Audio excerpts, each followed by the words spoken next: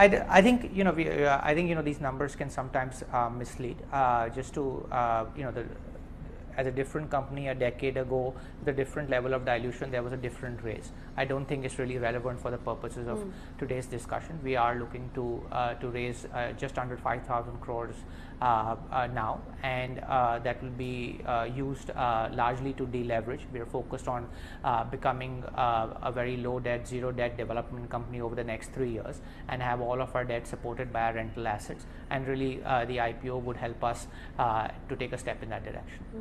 You have been on record, in fact, that you are willing and you want to take Lodha to being a zero debt company and improve your debt equity ratio. What is the debt currently on your balance sheets, and how much are you looking to retire from the proceeds of the IPO? So we'll retire about 4,500 crores of debt after the IPO. After the IPO, we'll have a debt of about 13,500 crores, which is a debt equity of about 1.6. That's where we'll be. Just give me a historical sense of what kind of revenues and PAT have you been generating? FY18 we had a PAT of just under 800 crores, and that was a PAT growth of over 30%. And we on the collection side, we collected over 8,500 crores from our customers. We had revenues of over 9,000 crores. Most importantly, we delivered over 11,000 units in FY18, which is not only by far the largest delivery in India, but actually is the largest delivery of multi-storied homes and offices anywhere in the world outside China. I was just going to come to that, in fact. Is that a conscious strategy to move away from premium real estate into affordable housing, with the government's push as well being an added kicker?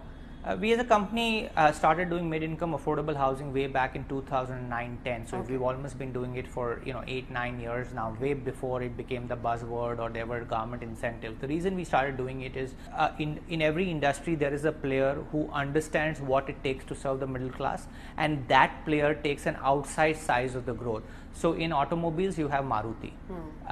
In different industries you have one player which is able to understand what the middle class wants, and we believe that we are that player in real estate.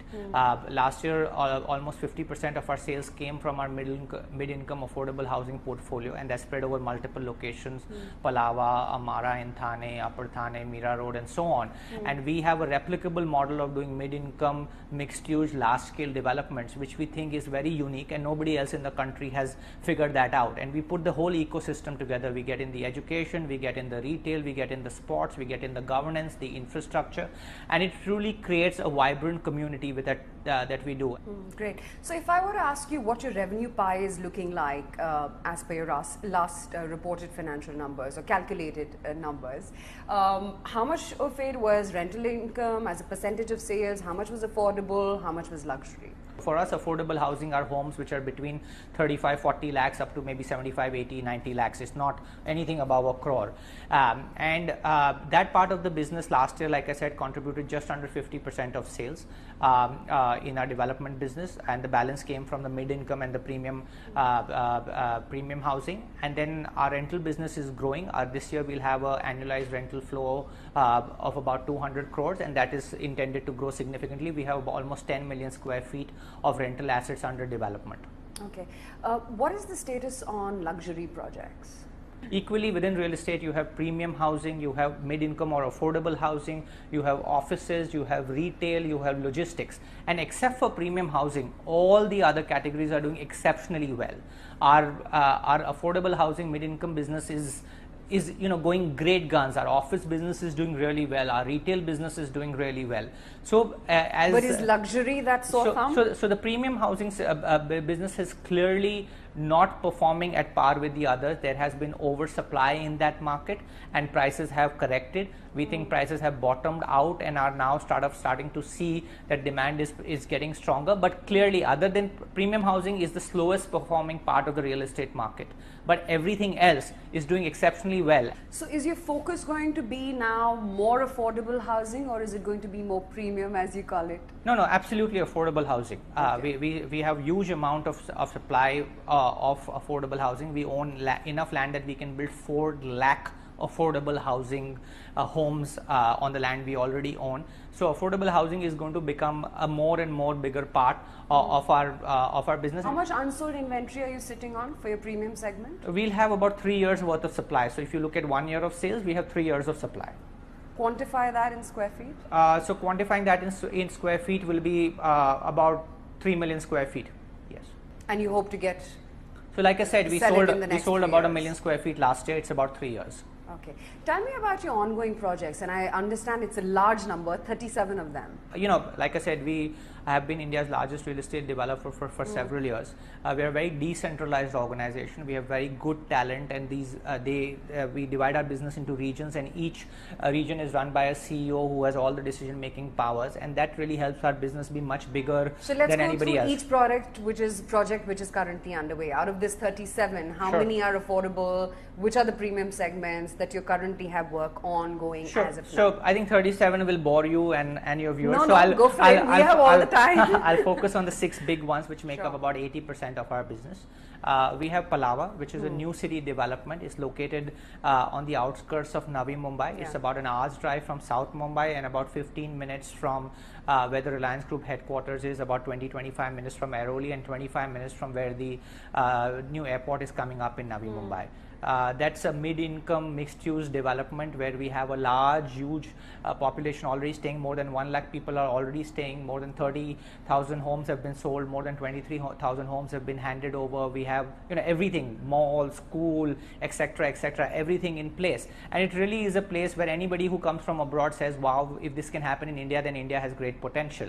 Now the new workspaces have started there. The first office building is ready. HDFC Bank, which is India's leading financial services organization, is the anchor tenant, and we expect that with all the big growth in financial services in this country, if the front office is in Mumbai, the mid office is in Mumbai, why should they go for back office anywhere else when they can get high quality, sensing opportunity there. Quality cheap office spaces around Palava? A lot of infrastructure is coming up in Palava. The new metro is expected to come over there. Could Palava be what Gurgaon was to DLF for you? I think Palava will be to Mumbai what Gurgaon was to Delhi.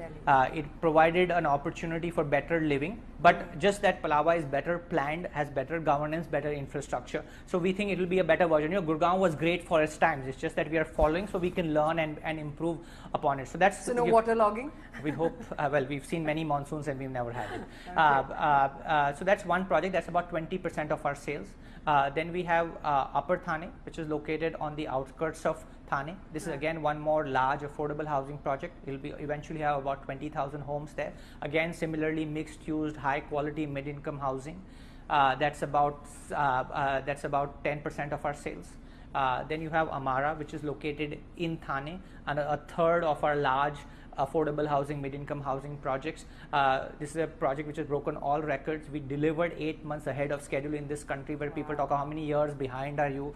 We delivered ahead of schedule, and it's really, something changed the perception of what good mid-income housing can be. That's another 17-18% of our sales. So together, these three and a couple of smaller affordable housing projects come to about 50% of our sales. So those are three big ones in the affordable. Then on the premium side, we have New Cuff Parade, which is located in Wadala, which is sort of at the cusp of where the island city starts in Mumbai. It's mixed use again, residential and office space and retail. The first office building is ready, and as you're aware, there is a new road being built from BKC to Sion, which will make the travel that bridge is almost ready. It's imminently going to open, which will make the travel distance from BKC to New Cuff Parade about 7 to 10 minutes, which will make it very accessible. Also BKC, also New Cuff Parade is accessible from the Eastern Freeway, so from South Mumbai you get there very quickly. So that's the fourth large project. Then we have the Park. This is a land in central Mumbai. It's 6 large towers, including the Trump Tower, and 4 of those towers are now approaching completion. They'll all be completed in this fiscal year. And then we have the World Towers, which is also located in central Mumbai. So those are the 2 other premium housing. So these are our 6 projects, 3 large mid-income housing projects and 3 premium projects, which are sort of all approaching completion.